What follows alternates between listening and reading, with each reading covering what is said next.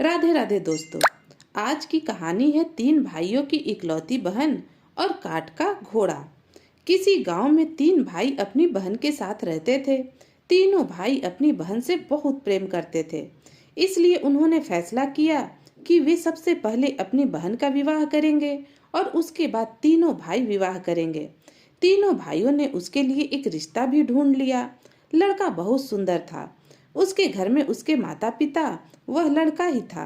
तीनों भाइयों ने अपनी बहन का रिश्ता कर तो दिया, लेकिन अब उसकी शादी धूमधाम से करने के लिए उन्हें धन की भी जरूरत थी। इसलिए तीनों ने सोचा कि हम तीनों एक महीने के लिए बाहर जाकर अपनी चूड़ियों का व्यापार करेंगे। तभी छोटा भाई बड़े भाई से बोला, भैया हम तो बाहर चले जाएंगे, लेकिन बहन को अकेला कैसे छोड़ सकते हैं। यह तो घोर समस्या आन पड़ी। अब बहन को छोड़कर कहाँ जाए। तभी बीच वाला भाई कहने लगा, क्यों ना हम इसे इसके ससुराल में छोड़ दें। बड़ा भाई बोला, छोटे हम इसे इसके ससुराल में छोड़ तो देंगे, लेकिन क्या शादी से पहले लड़की को ससुराल में छोड़ना ठीक होगा। ऐसा तो कहीं देखा ही नहीं। छोटा भाई कहने लगा, भैया क्यों ना हम अपनी बहन को रूप बदलवा कर उसके ससुराल में छोड़ दें। बड़ा भाई आश्चर्य में पड़ गया कि यह छोटा कैसे बातें करता है। तब छोटा बोला, भैया मेरा मतलब है कि बहन को लड़का बनाकर उसके ससुराल में छोड़ देंगे और सबको कहेंगे कि यह हमारा चौथा भाई है। हम कुछ दिन के लिए व्यापार करने बाहर जा रहे हैं, तब तक के लिए आप इसे अपने पास रख लो, किसी को कोई शक भी ना होगा। सबको यह बात कुछ ठीक तो लगी और तीनों ने निर्णय किया कि वे अपनी बहन को लड़का बनाकर उसकी ससुराल में छोड़ देंगे। लेकिन यह बात जब बहन को पता चली तो वह बड़ा चिंता में डूब गई। भैया मैं वहाँ पर अकेली कैसे रहूंगी। अगर किसी दिन उन्होंने मुझे पहचान लिया तो मैं क्या करूंगी। तब छोटा भाई बोला, अरे बहना तू चिंता ना कर, हम तेरे पास एक काठ का घोड़ा छोड़कर जाएंगे। वह तुझे सारी बात बता दिया करेगा, तो उसी तरीके से अपना कार्य कर लिया करना। अब तो बहन को थोड़ी संतुष्टि हो गई और वह डरते डरते अपने भाइयों के साथ वहां पर चली गई।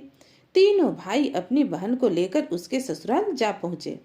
इत्तेफाक की बात थी कि उस समय लड़का और उसके पिता घर पर नहीं थे, बस उसकी सास ही वहां पर बैठी हुई थी। तीनों भाइयों ने सास को जाकर प्रणाम किया और कहा, मौसी जी हम अपने छोटे भाई को आपके पास छोड़कर जा रहे हैं। हमें एक महीने के लिए व्यापार करने दूसरे गांव जाना है। सास को भी कोई आपत्ति नहीं थी। उसने खुशी खुशी उस छोटे लड़के को अपने पास रख लिया। तीनों भाई खुशी खुशी अब व्यापार करने चले गए। कुछ दिन तो उस लड़की के वहां पर हंसी खुशी से बीत गए, क्योंकि किसी को कुछ पता ही न था।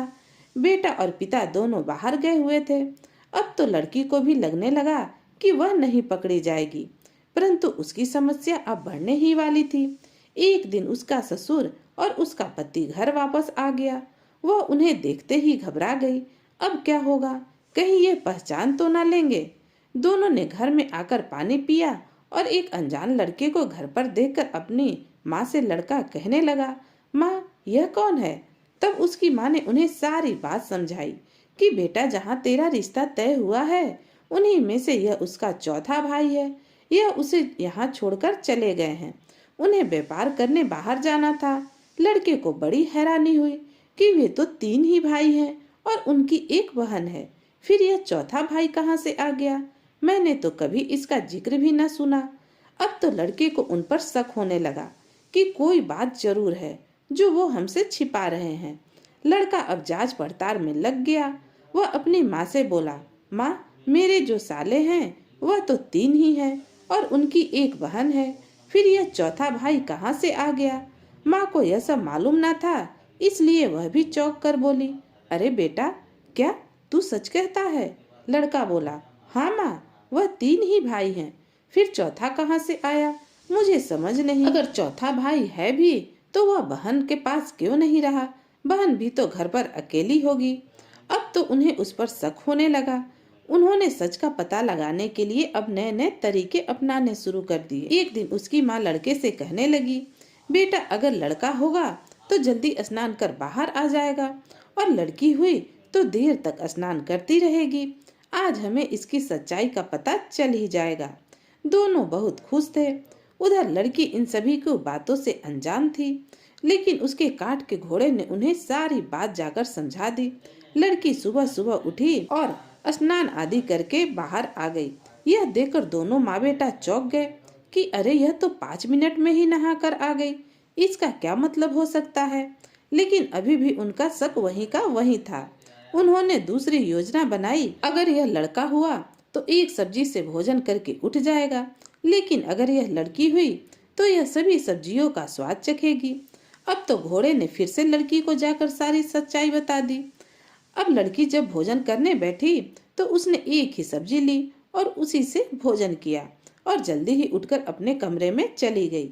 यह देखकर दोनों माँ बेटा हैरान थे कि यह सब लड़कों वाली हरकतें क्यों कर रही है, लेकिन अभी भी उन्होंने उसका पीछा नहीं छोड़ा। तो लड़के ने एक दिन उससे जाकर कहा, अरे दोस्त, चल आज शिकार करने जाते हैं। दोनों शिकार करने जंगल में चले गए। वहां पर आम के पेड़ थे। लड़के ने सोचा, अगर यह लड़की होगी तो तुरंत कच्चा आम तोड़कर खा लेगी और लड़का हुआ तो फूल तोड़ेगी। लड़की को यह बात फिर से काट के घोड़े ने समझा दी, तुम जाकर फूल ही तोड़ना, नहीं तो उसे शक हो जाएगा। लड़की ने ऐसा ही किया।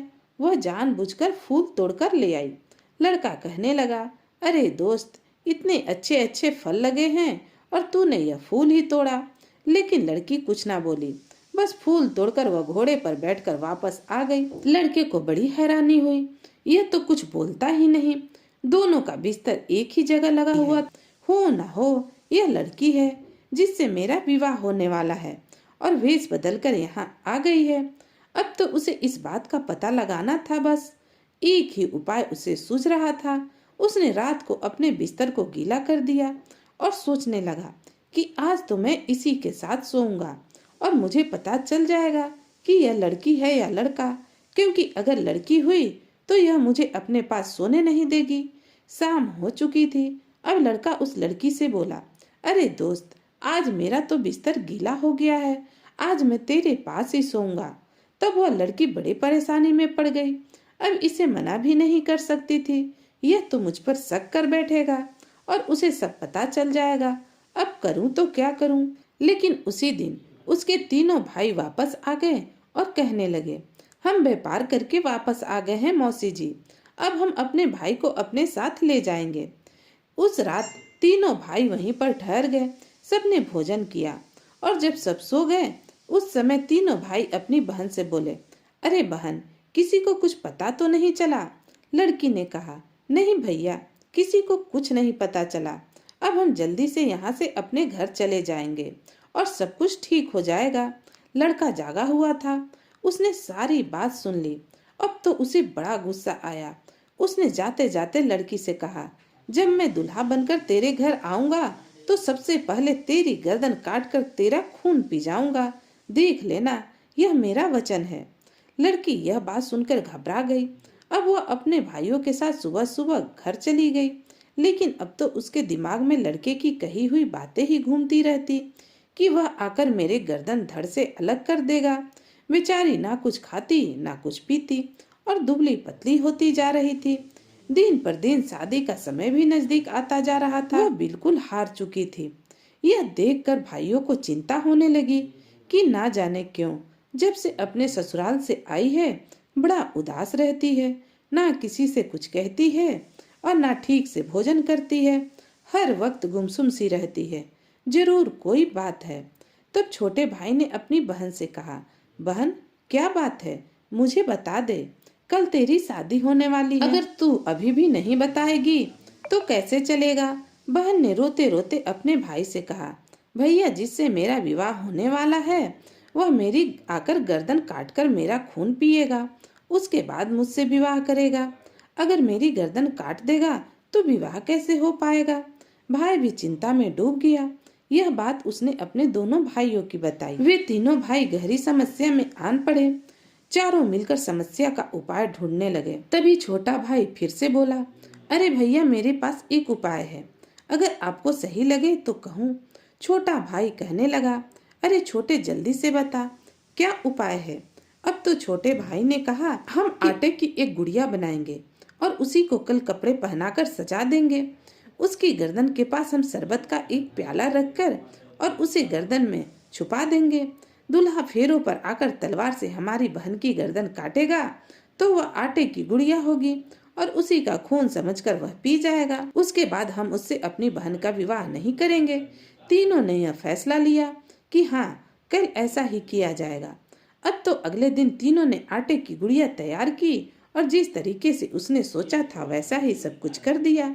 जब लड़का फेरों पर आया और उसने अपनी तलवार निकाली, लड़की के गर्दन पर मार दी, जिससे वह आटे की गुड़िया की गर्दन कटकर अलग हो गई और उसमें से वह खून शरबत का प्याला उठाकर पी लिया।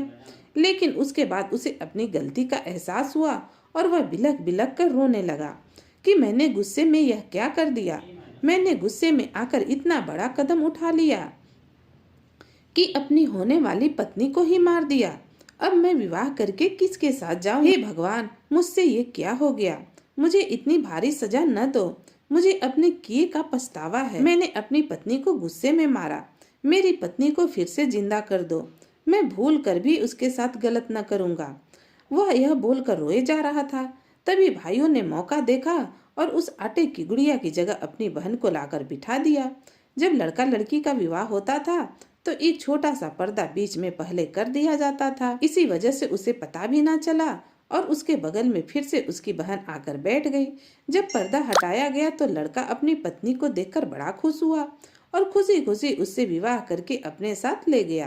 तीनों भाई बड़े खुश हुए कि चलो, हमारी बहन की अच्छे घर में शादी हो गई और उसके पति का वचन भी पूरा हो गया। अब हमारी बहन खुशी खुशी अपने परिवार में रह पाएगी। उधर उसकी बहन अपने पति के साथ फिर से खुशी खुशी उसके ससुराल में रहने लगी और उसे बाद में कोई भी परेशानी ना झेलनी पड़ी। तो दोस्तों, आपको यह कहानी कैसी लगी कमेंट करके जरूर बताइएगा और आप ये कहानी कहाँ से सुन रहे हैं ये भी कमेंट में जरूर बताइएगा। तो फिर मिलेंगे। राधे राधे।